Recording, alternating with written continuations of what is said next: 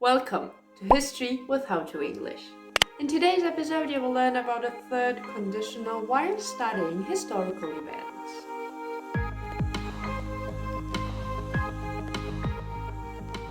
As you probably already know, conditionals are sentences that describe the result of a certain condition. We use the third conditional to talk about the past. We use it to talk about a past condition that did not happen and to imagine the result of this condition.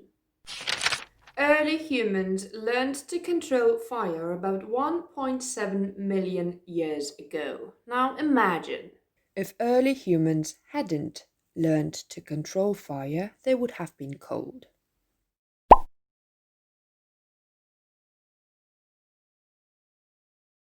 Christianity began after Jesus died and resurrected, around the 1st century. Now imagine. If Jesus hadn't died and resurrected, Christianity wouldn't have begun.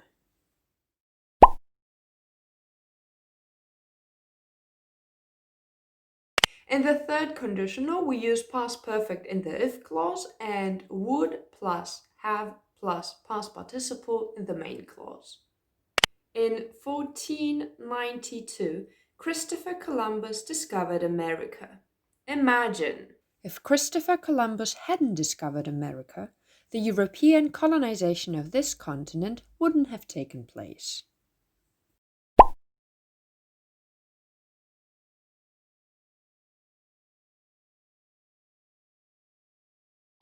Leonardo da Vinci painted Mona Lisa between 1503 and 1506. Imagine.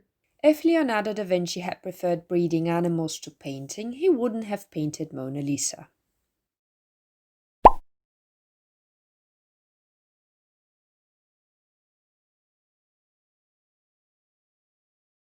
Just like in any other conditional sentence, the order of the clauses in the third conditional can be changed. If we start a sentence with the if clause, we use a comma. We don't use a comma if we start a sentence with the main clause. In 1911, Marie Curie won the Nobel Prize in Chemistry for the discovery of polonium and radium. Imagine. If Marie Curie hadn't discovered polonium and radium, she wouldn't have won the Nobel Prize in Chemistry.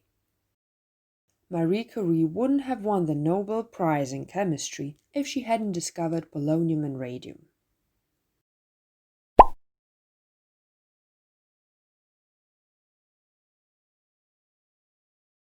World War I began in 1914.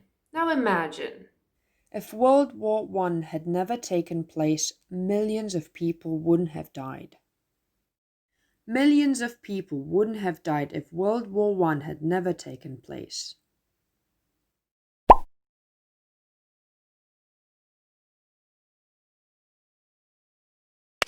I think you're ready to do the exercise now.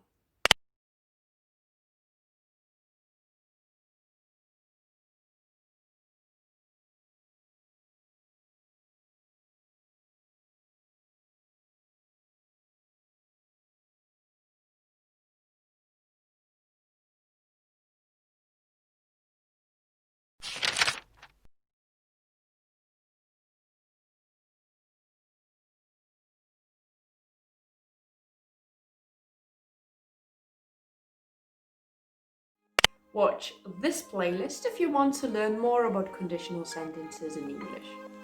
Give this video a like if you enjoyed it and subscribe to my channel to be up to date with my English lessons. Have a great day and I'll see you next time. Bye!